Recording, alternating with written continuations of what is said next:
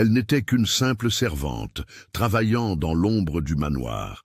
Mais lorsqu'elle vit ses deux bébés pleurer sans cesse toutes les nuits, elle découvrit un sombre secret que le baron Auguste de Valois cachait à tous sur le domaine Sainte-Thérèse. Ce qu'elle fit ensuite changea à jamais le destin de cette famille de la vallée de la Loire. Et la vérité qui éclaterait serait plus douloureuse que quiconque aurait pu l'imaginer. Je paie une fortune par mois, et vous ne parvenez pas à faire cesser les pleurs de deux bébés. La voix du baron Auguste résonnait dans les murs du manoir comme un coup de tonnerre d'été. C'était la 9e nourrice à demander son transfert pour travailler au champ en seulement 5 mois. Oui, Bénédicte, une femme de 45 ans qui avait allaité 17 enfants de la famille au cours de 23 années de service, tremblait des mains en baissant les yeux devant monsieur le baron. Monsieur le baron, pour l'amour du ciel, je n'ai jamais vu pareille chose dans ce domaine. Ces enfants ne cessent de pleurer même quand la lune disparaît du ciel. C'est comme s'ils étaient sous une malédiction, comme si les esprits des ancêtres avaient laissé quelque chose dans cette maison. Sa voix était un murmure chargé d'une peur authentique, et ses mots firent serrer les poings du baron avec une telle force que ses jointures blanchirent. « Malédiction, esprit !» Auguste eut un rire amer qui sonna comme le cri d'un animal blessé. Ce sont des enfants de 7 mois, Bénédicte, des bébés normaux qui sont venus au monde comme tous les autres. Il n'y a aucune malédiction dans cette maison, seulement votre incompétence à faire le travail pour lequel vous avez été désigné.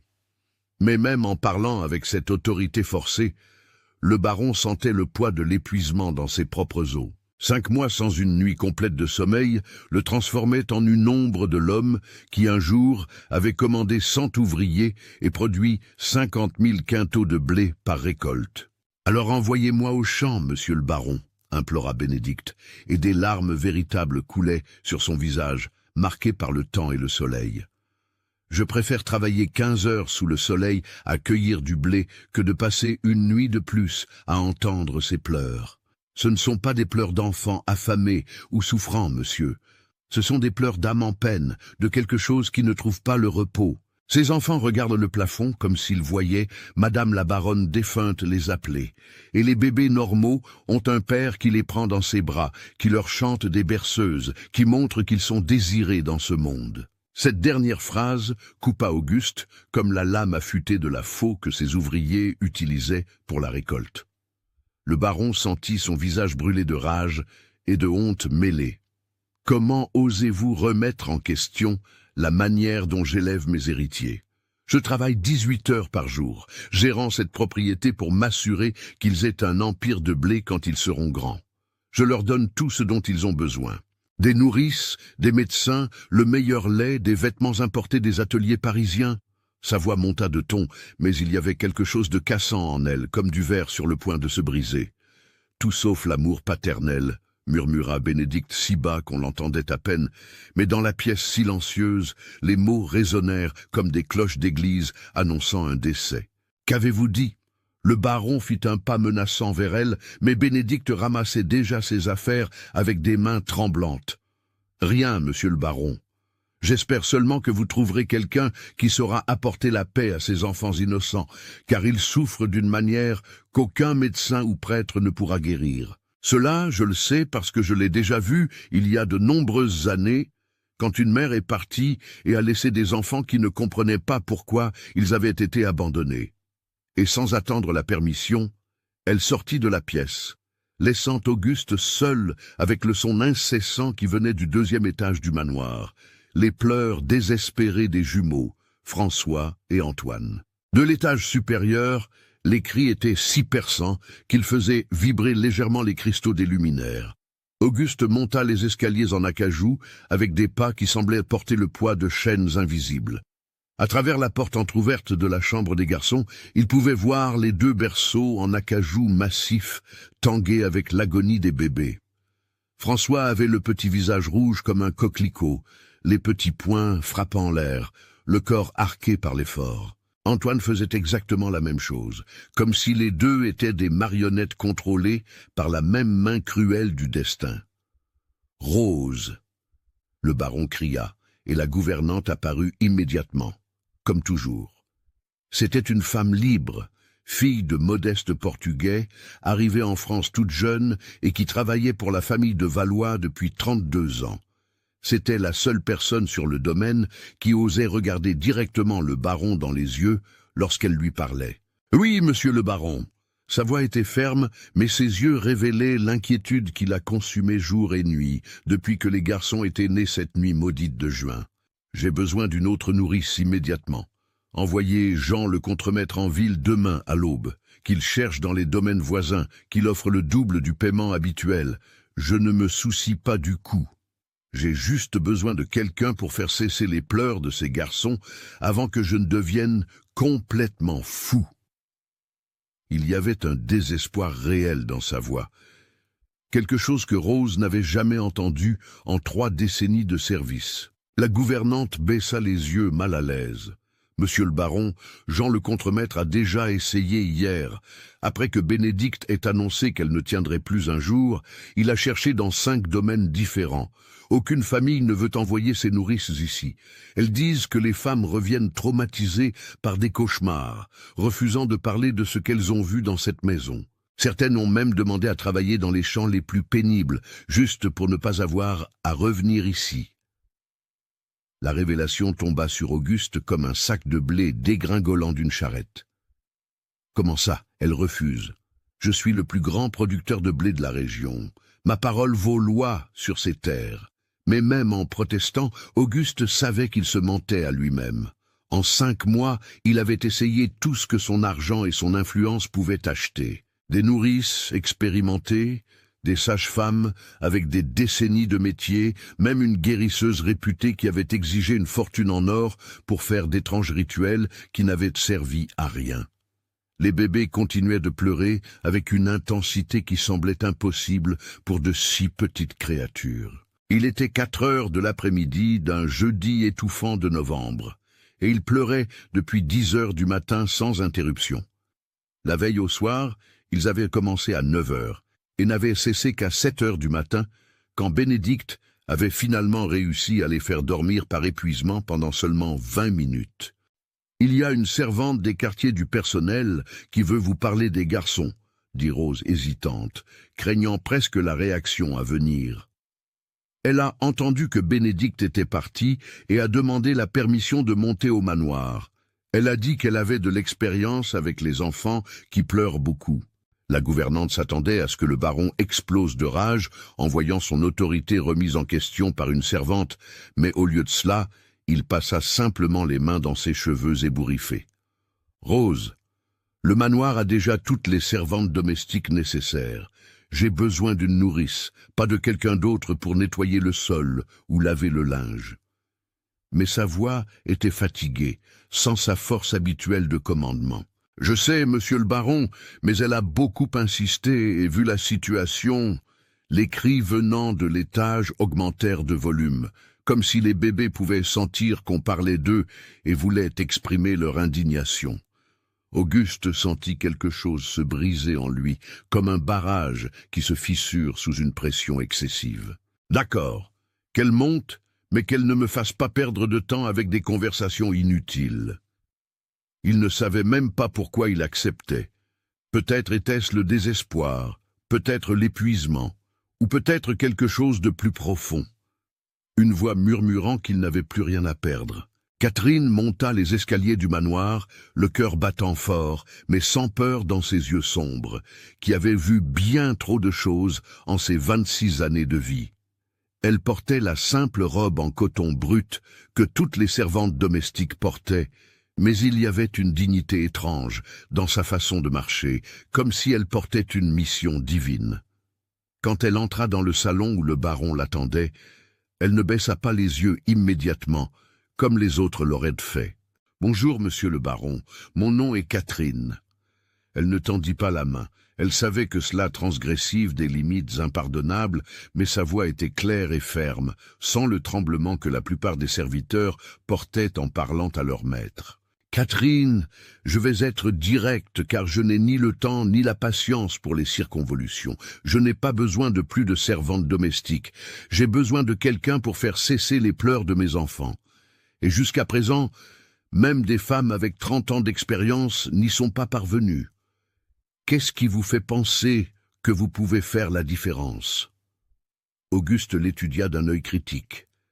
Elle était plus jeune que les autres nourrices, et il y avait quelque chose en elle. Peut-être la façon dont elle se tenait droite, ou la manière dont ses yeux intelligents ne se détournaient pas des siens, ce qui le mettait mal à l'aise.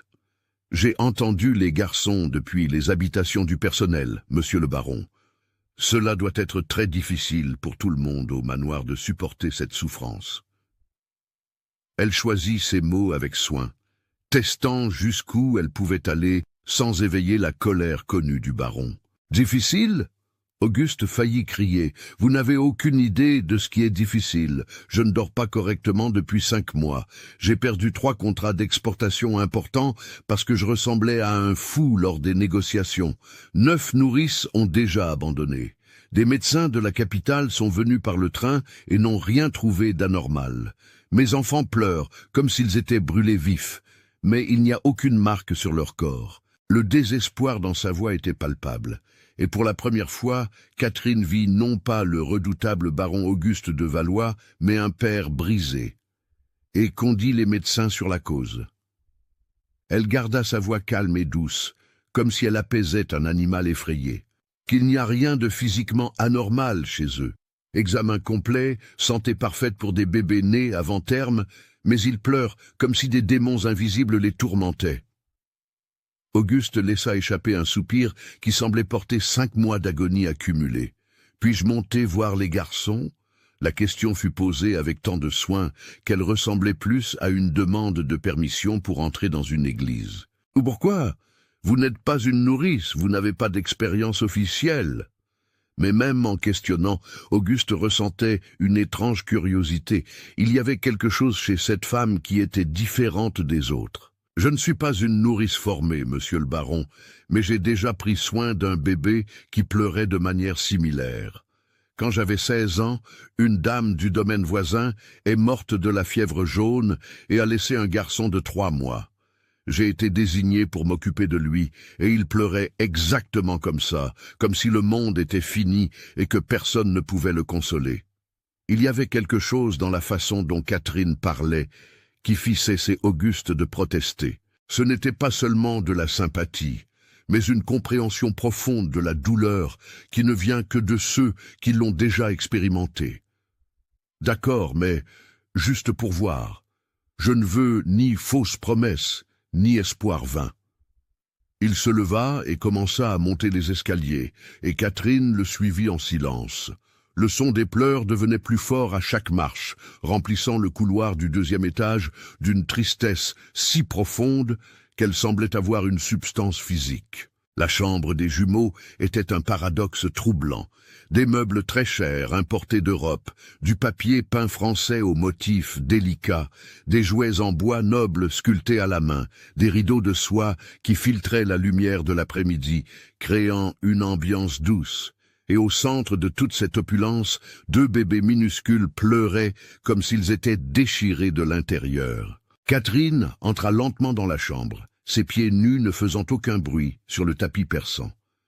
François avait le visage inondé de larmes, les bras maigres tendus vers le haut, comme s'il suppliait que quelqu'un le prenne. Antoine se tordait dans son berceau, comme si quelque chose d'invisible le blessait, la petite bouche ouverte dans un cri qui semblait trop grand pour un si petit corps. « Depuis combien de temps sont-ils ainsi aujourd'hui » demanda Catherine.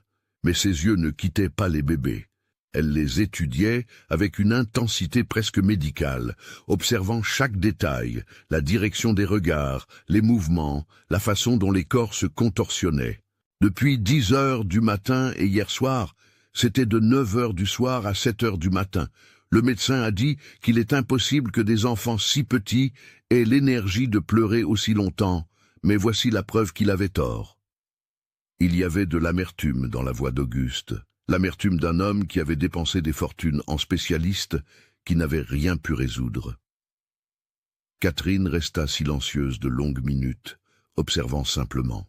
Elle n'essaya pas de prendre les bébés, ne fit pas de petits bruits pour les distraire, n'offrit pas de tétines ou de jouets. Elle resta juste là, immobile comme une statue, les yeux fixés sur les garçons. Et puis, Elle vit un détail que toutes les autres nourrices avaient manqué, parce qu'elles étaient trop occupées à essayer de faire cesser les pleurs des bébés. « Monsieur le baron !» dit-elle finalement, se tournant pour le regarder avec une expression mêlant tristesse et compréhension. « Puis-je poser une question à laquelle vous ne voudrez peut-être pas répondre ?» Il y avait un respect prudent dans la façon dont elle s'adressait à lui, mais aussi une fermeté qui suggérait que la question serait posée de toute façon. « Parlez vite, je n'ai pas de patience pour les circonvolutions. » Mais Auguste sentit un frisson lui parcourir l'échine, comme s'il savait que ce qui allait suivre changerait tout. « Et quelle fréquence prenez-vous vos enfants dans vos bras ?» La question fut comme un éclair dans un ciel serein, simple, direct, mais chargé d'une accusation implicite qui fit rougir le visage d'Auguste. La question resta suspendue dans l'air comme la fumée d'une bougie éteinte. Auguste sentit le sang monter à son visage, ses mains se serrant involontairement en poing. « Écoutez-moi, Catherine, je ne sais pas qui vous pensez être pour me questionner sur la façon dont j'élève mes héritiers. Je suis le baron de ce domaine, maître de 200 personnes et 1000 hectares de terre. Je n'ai pas besoin de leçons d'une servante sur la paternité. » La voix sortit plus forte qu'il ne le voulait, résonnant dans les murs de la chambre, mais Catherine ne recula pas et ne baissa pas les yeux, comme toutes les autres l'auraient fait. Au lieu de cela, elle maintint son regard fixé sur lui avec une expression qui n'était pas provocatrice, mais profondément compréhensive. « Je ne donne pas de leçons, monsieur le baron. J'essaie simplement de comprendre pourquoi vos enfants pleurent de cette façon. Parce que ce n'est pas un cri de faim, ce n'est pas un cri de douleur physique, c'est un cri d'abandon. » Le dernier mot tomba comme une pierre dans un puits sans fond. « Abandon ? Comment osez-vous ? Ils ont tout ce dont ils ont besoin, nourriture, vêtements, médecins, un toit au-dessus de leur tête qui vaut plus que vous n'en verrez jamais dans votre vie. » Auguste criait maintenant, mais il y avait quelque chose de cassant dans sa voix, comme si les mots étaient des défenses fragiles contre une vérité qu'il ne voulait pas affronter. « Tout sauf le père, » dit Catherine doucement, et cette fois ce fut elle qui détourna le regard, le ramenant vers les bébés qui continuaient de pleurer. Les bébés ressentent tout, monsieur le baron. Ils ressentent la colère, la tristesse, la solitude, le rejet. Même sans comprendre les mots, ils absorbent les émotions des adultes autour d'eux, comme la terre sèche absorbe la pluie. Et ces garçons sentent que quelqu'un de très important devrait être là pour les aimer, mais ne l'est pas. Elle marcha jusqu'au berceau de François et passa doucement sa main dans l'air au-dessus de lui, sans le toucher, comme si elle pouvait sentir quelque chose d'invisible émanant du bébé. Auguste cessa de crier. Sa respiration était lourde, son cœur battait la chamade, mais pour la première fois en 5 mois, quelque chose d'autre que la rage et l'épuisement commença à pénétrer l'armure qu'il avait construite autour de son cœur. C'est un discours de guérisseuse, une superstition sans fondement, mais sa voix était faible, sans conviction. Peut-être que oui, acquiesça Catherine. Mais le bébé dont je me suis occupé quand j'avais 16 ans a cessé de pleurer quand j'ai appris à rester calme près de lui, quand j'ai cessé de le regarder avec colère d'avoir perdu ma maîtresse, qui était bonne pour moi, quand j'ai compris qu'il n'était pas coupable d'être né et qu'il avait besoin d'amour, pas de ressentiment. Elle se tourna pour faire face à Auguste de nouveau. « Monsieur le baron, puis-je faire une observation sur la chambre ?»« Quelle observation ?» Il était fatigué de résister, fatigué de lutter contre des vérités qui martelaient sa conscience, comme les cloches de la chapelle le dimanche. « Remarquez où les garçons regardent quand ils pleurent. » Catherine désigna discrètement. François avait le petit visage tourné vers le mur du côté gauche de la chambre. Antoine faisait exactement la même chose, comme s'il y avait quelque chose sur ce mur qui les appelait, qui les fascinait, qu'ils devaient atteindre. Auguste observa pendant quelques secondes et sentit un frisson lui parcourir l'échine, malgré la chaleur de novembre. Il regarde le mur et alors, les bébés regardent toutes sortes de choses sans signification. Mais il savait qu'il mentait. Ce mur divisait la chambre des garçons de la chambre principale du manoir, la chambre où Marianne avait dormi. où elle avait rêvé des enfants qu'elle portait, où elle avait planifié chaque détail de la maternité qu'elle ne vivrait jamais. Ils ne regardent pas le mur, monsieur le baron, ils regardent à travers lui vers la chambre d'à côté.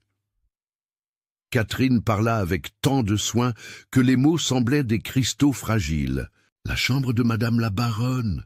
dit Rose depuis la porte, où elle était restée à observer toute la scène en silence. Sa voix était étranglée, et il y avait des larmes dans ses yeux. Mon Dieu, ils appellent à leur mère. Ils sentent qu'elle devrait être ici, mais elle ne l'est pas.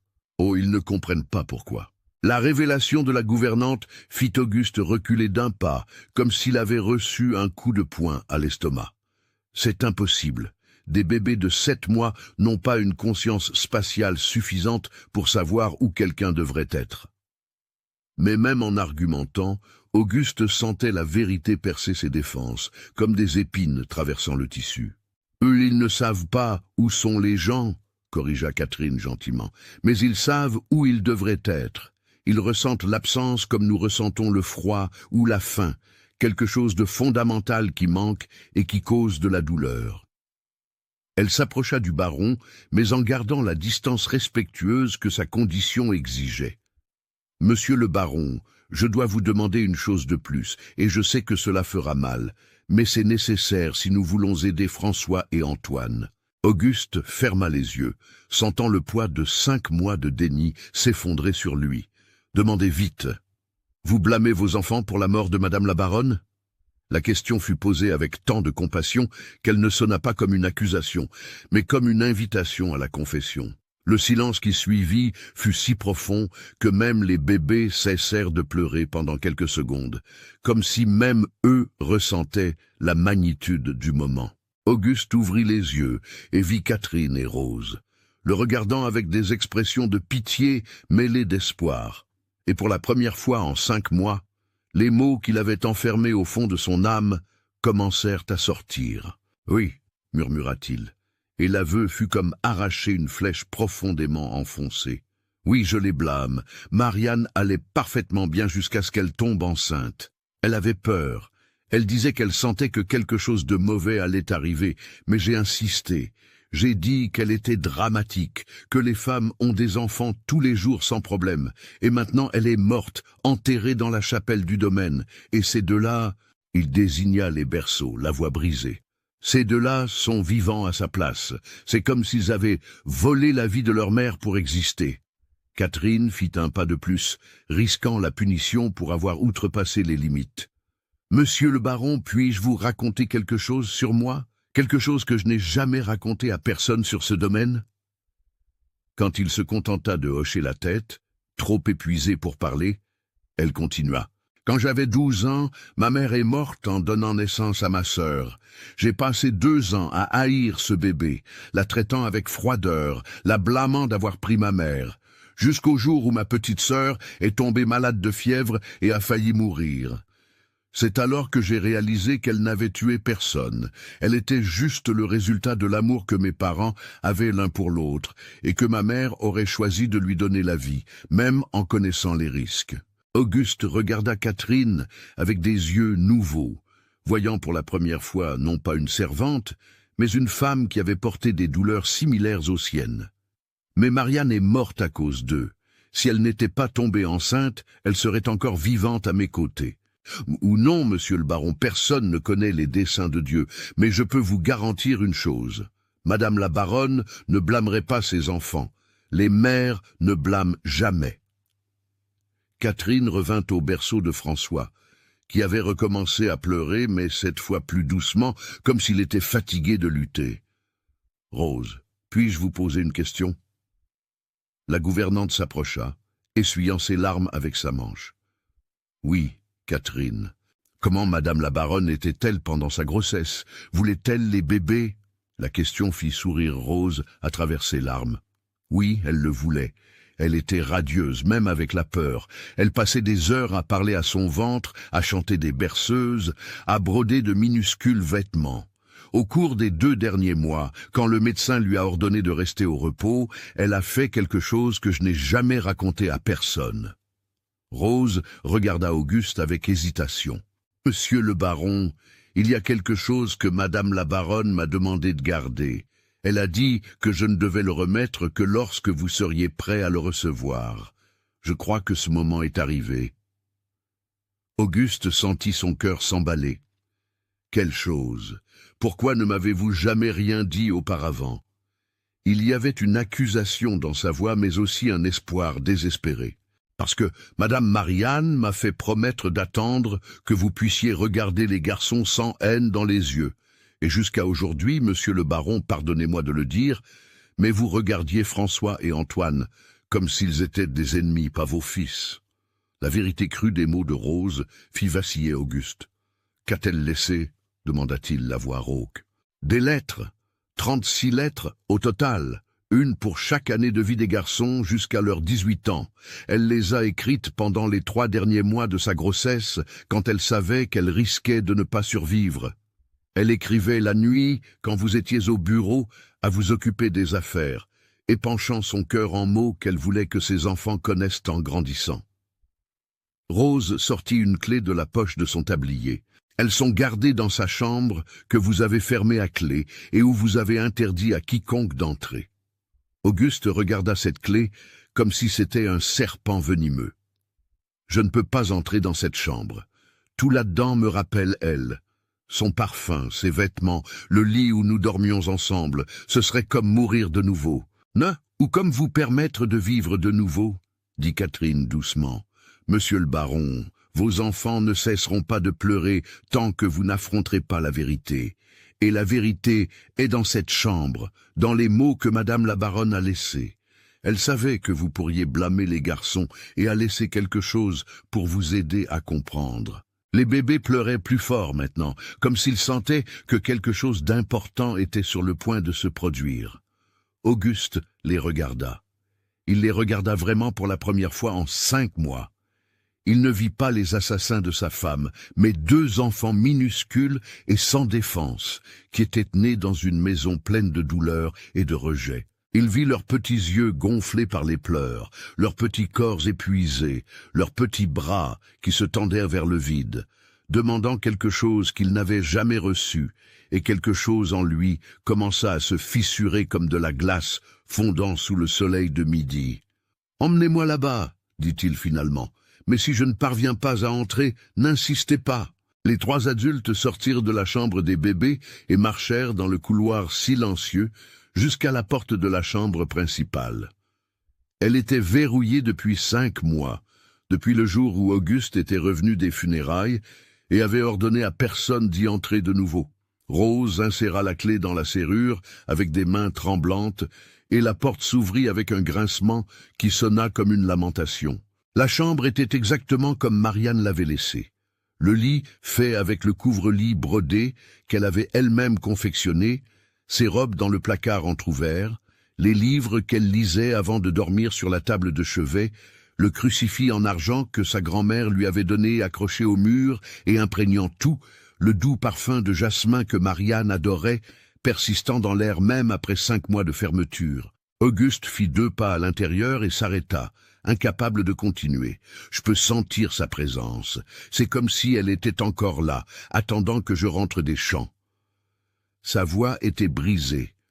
Des larmes coulaient enfin sur son visage, qui était resté sec même aux funérailles. Rose alla jusqu'à l'armoire et ouvrit un tiroir secret au fond. De là, elle sortit une boîte en bois précieux, décorée de sculptures délicates de fleurs et d'oiseaux. « Les lettres sont ici. Madame Marianne m'a donné la boîte 2 semaines avant l'accouchement et m'a dit « Rose, s'il m'arrive quelque chose, attendez qu'Auguste soit prêt. Il blâmera les bébés au début, parce que ça fait trop mal de perdre ceux que nous aimons. Mais quand il sera prêt à écouter, donnez-lui ceci. Ce sont mes derniers mots pour notre famille. » Auguste prit la boîte avec des mains qui tremblaient tellement qu'il faillit la laisser tomber. À l'intérieur, il y avait des dizaines d'enveloppes, chacune numérotée et datée. La première disait « Pour François et Antoine, première année de vie. À ouvrir quand ils auront besoin de savoir combien ils ont été aimés avant même de naître. » La délicate écriture de Marianne fit se briser quelque chose définitivement dans la poitrine d'Auguste.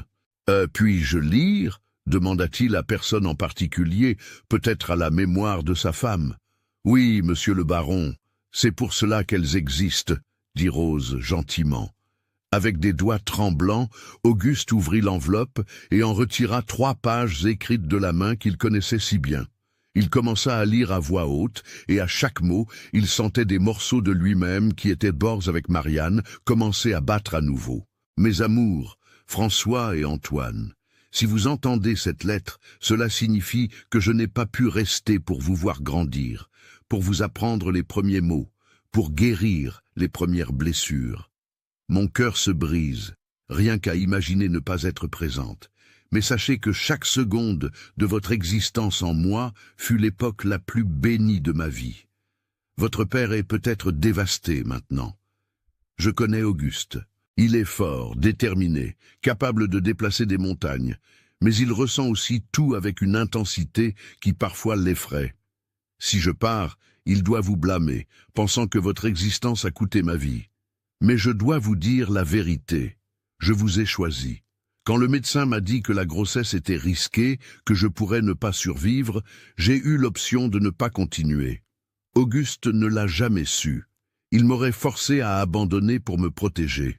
Mais j'ai choisi de vous donner la vie parce que je vous aimais déjà plus que ma propre existence, et je ferai le même choix 1000 fois dans 1000 vies différentes. » Auguste s'arrêta de lire, les larmes l'empêchant de voir les mots.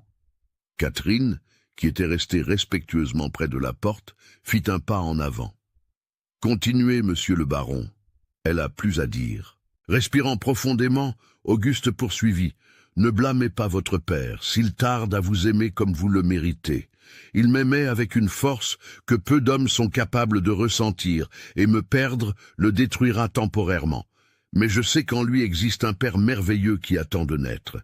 Ayez patience, prenez soin l'un de l'autre, et quand vous serez grand, dites à votre père que je ne blâme personne pour ma mort. Ni lui de m'avoir convaincu d'avoir des enfants, ni vous d'être né. Ce fut le juste prix pour amener 2 âmes si précieuses au monde. Vivez avec joie, mes amours, soyez doux, soyez courageux, et sachez que du ciel, je veillerai toujours sur vous, fier de chacun de vos pas, avec tout mon amour éternel, maman Marianne. » Le silence qui suivit fut sacré.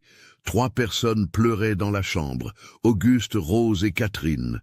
Elles pleuraient pour la femme qui était partie, pour les bébés qui ne connaîtraient jamais leur mère, pour la douleur qui aurait pu être évitée si l'orgueil n'avait pas empêché la vérité d'émerger plus tôt.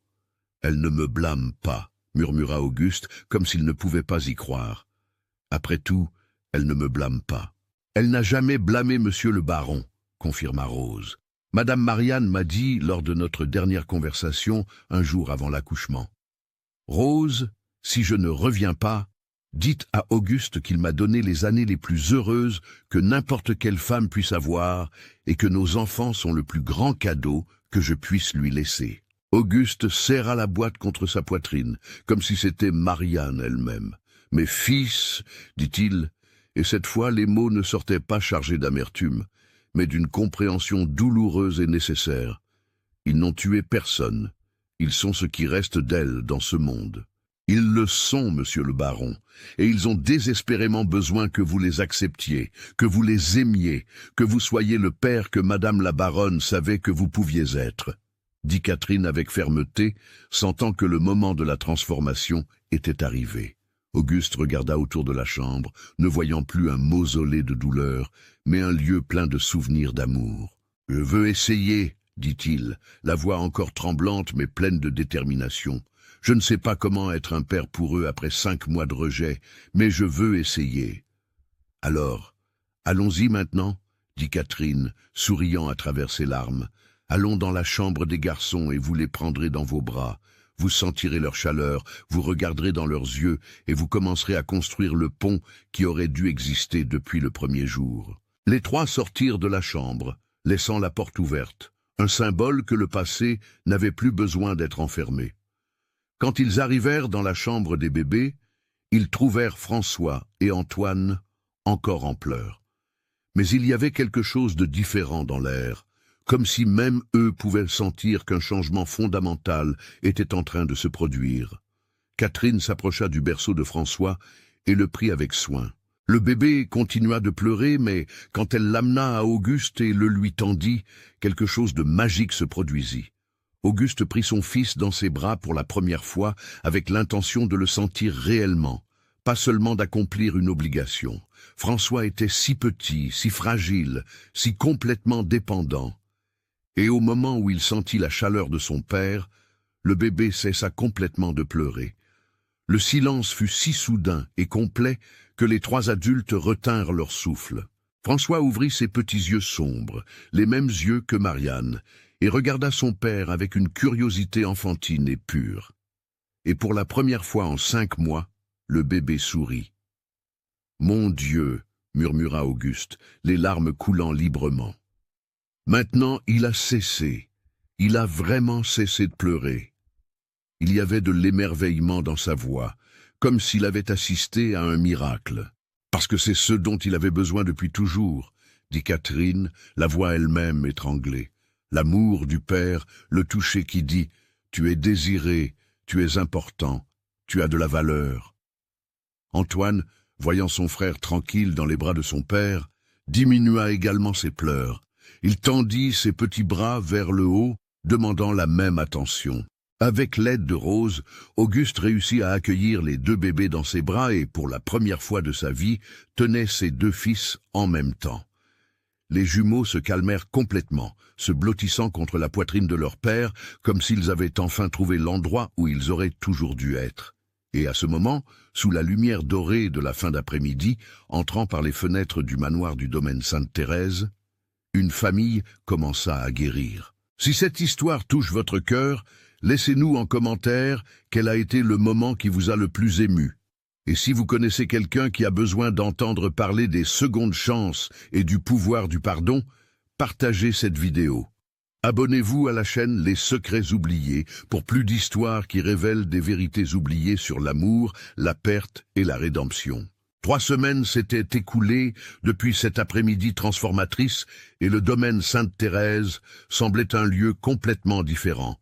Le silence des nuits n'était plus interrompu par des pleurs désespérés, mais par les sons normaux des bébés. Un petit gémissement occasionnel de faim, un cri d'inconfort qui était rapidement pris en charge. Mais le changement le plus profond n'était pas chez les bébés, il était chez l'homme qui descendait maintenant les escaliers du manoir chaque matin, en portant 2 petits garçons dans ses bras.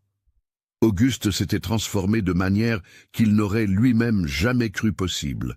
L'homme qui passait auparavant 18 heures au bureau à s'occuper des affaires, déléguait maintenant des tâches à ses régisseurs et passait des heures dans la chambre de ses fils. Il apprit à changer les couches, quelque chose qu'aucun baron de sa classe sociale ne faisait, car il insistait pour participer à chaque aspect de la vie de François et Antoine.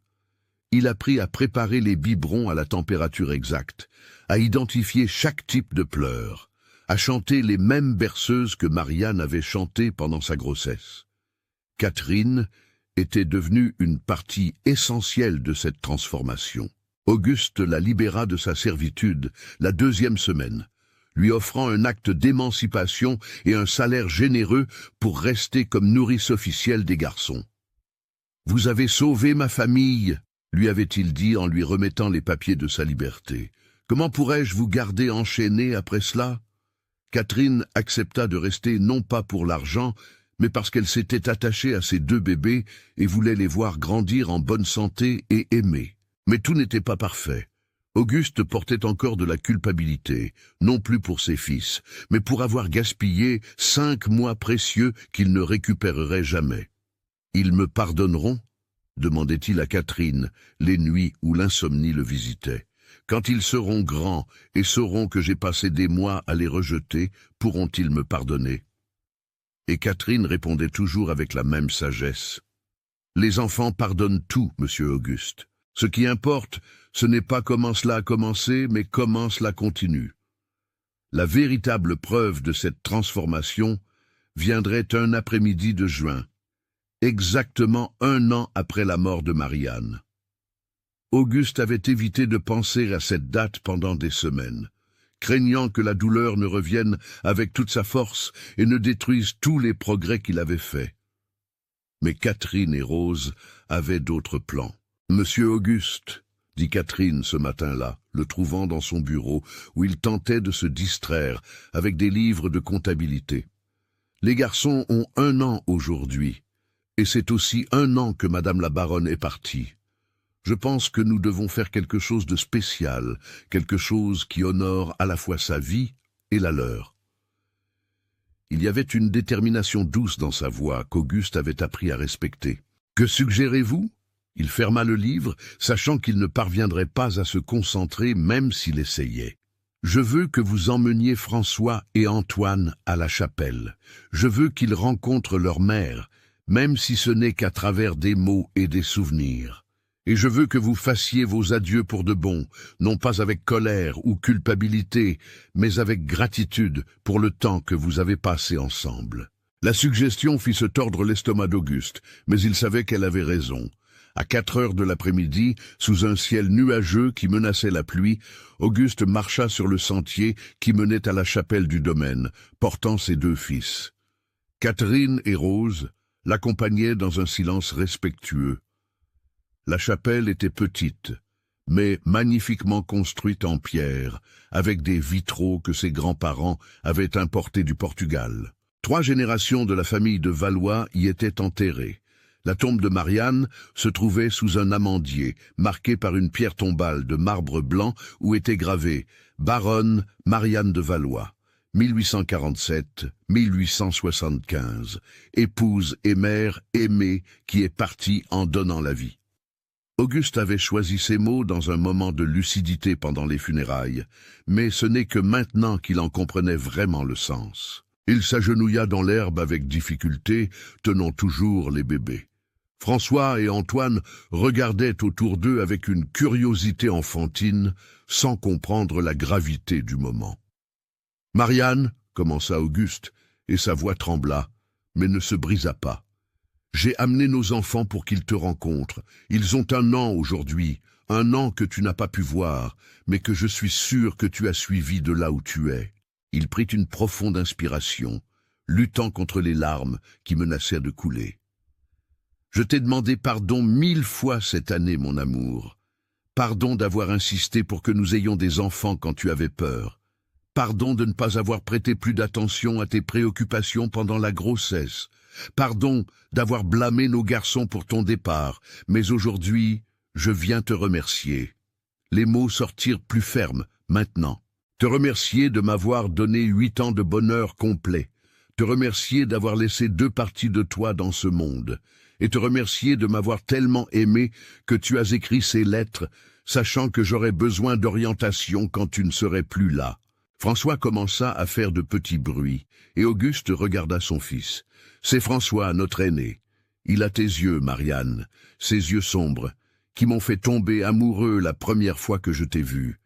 Et il a aussi ton sourire, ce sourire qui illumine tout autour. » Il se tourna vers l'autre bébé, et voici Antoine, qui est né 3 minutes après son frère. Il a mon tempérament têtu, mais ta gentillesse. Hier, il a partagé son jouet préféré avec François sans que personne ne le lui demande. J'ai appris cela de toi, j'en suis sûr. Les nuages s'ouvrirent et une pluie fine commença à tomber, mais personne ne bougea.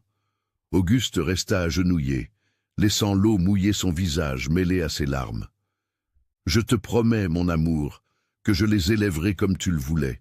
Je leur apprendrai à être des hommes bons, justes, compatissants.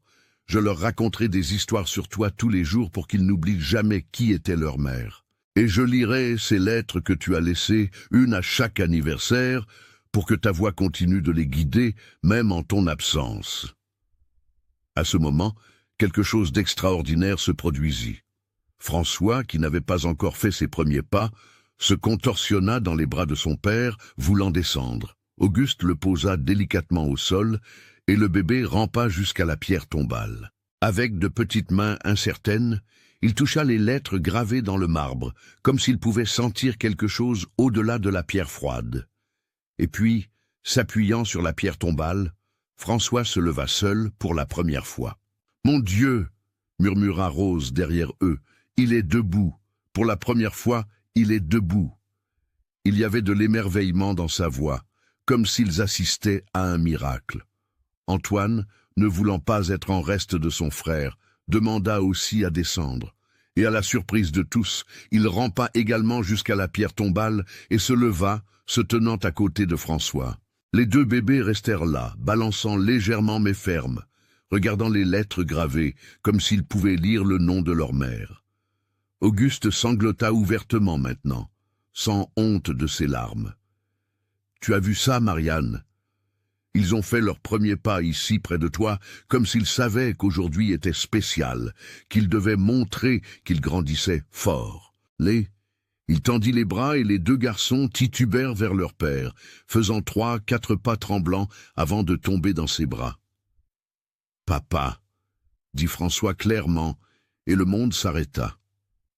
C'était son premier mot, prononcé là, en ce moment sacré. « Papa !»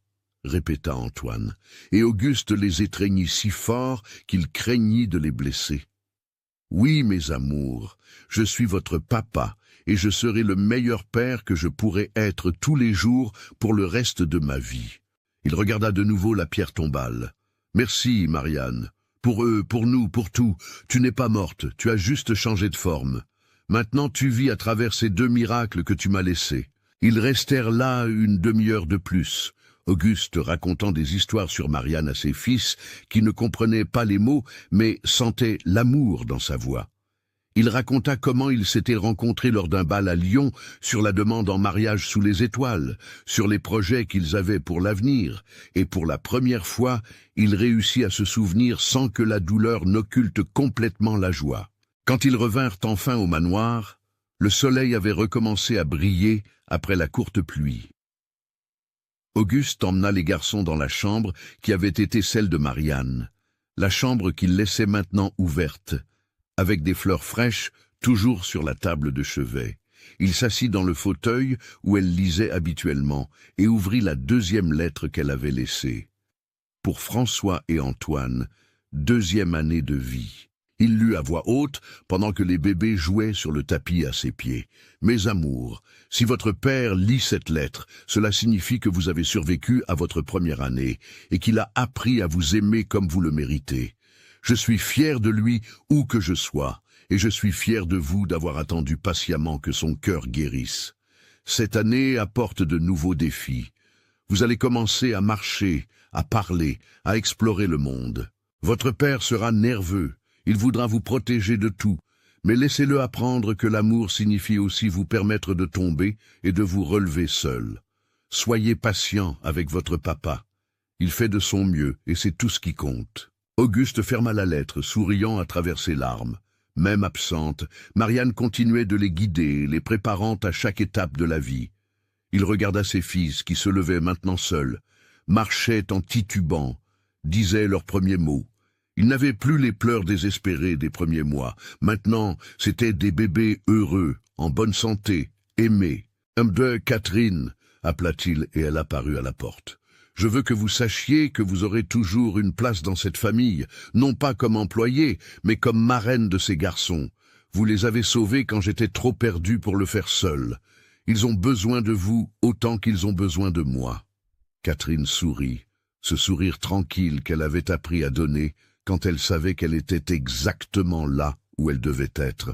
Ce serait un honneur, monsieur Auguste, un honneur de voir ces garçons grandir en sachant qu'ils ont été aimés, qu'ils ont été désirés, qu'ils ont de la valeur dans ce monde. Cette nuit-là, pour la première fois en 1 an, Auguste dormit profondément. Il ne fit pas de cauchemar sur Marianne mourant. Il ne se réveilla pas en panique, pensant qu'il avait échoué avec ses enfants. Il rêva de l'avenir, de François et Antoine grandissant fort, de fêtes d'anniversaire, des premiers jours d'école, de conversations autour de la table du dîner. Il rêva d'une vie qui aurait pu être détruite par la culpabilité et la douleur, mais qui fut sauvée par l'amour, le pardon et les secondes chances.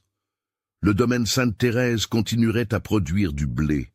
Les saisons continueraient de changer, le temps continuerait de passer, mais maintenant quelque chose de nouveau naissait là, une famille reconstruite, plus forte d'avoir été brisée et réparée. Une famille qui comprenait que l'amour n'est pas la perfection, mais la persévérance, que ce n'est pas ne jamais échouer, mais toujours se relever après la chute.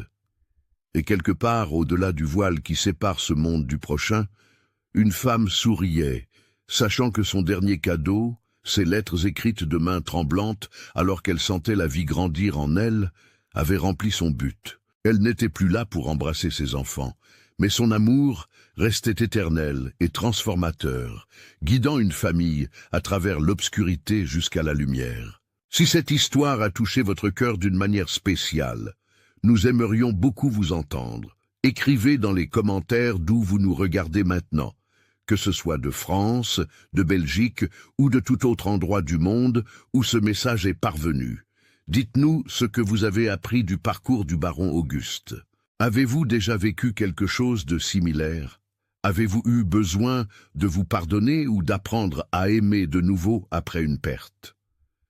Abonnez-vous à la chaîne Les Secrets Oubliés et activez la cloche pour ne pas manquer d'autres histoires qui révèlent des vérités oubliées sur l'amour, le pardon et les nouveaux départs. Votre histoire compte aussi et nous serions ravis de l'entendre. À la prochaine aventure ensemble. Ouais.